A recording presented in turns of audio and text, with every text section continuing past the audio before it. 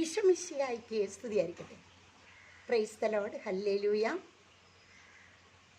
പ്രിയപ്പെട്ട സഹോദരങ്ങളെ, ഇന്ന് സിസ്റ്റിന് പറയാനുള്ളത്, നമ്മുടെ അമ്മയ്ക്ക് ഇരിക്കാൻ വർഷങ്ങളായിട്ട് ഒരു സ്ഥലമില്ലായിരുന്നു. ഇപ്പോൾ അമ്മയ്ക്ക് ഒരു പ്രാർത്ഥനാലയം, ഒരു മുറി കിട്ടി. സിസ്റ്റർ പ്രായോഗികമായിട്ടാണ് നിങ്ങളോട് സംസാരിക്കുന്നത്.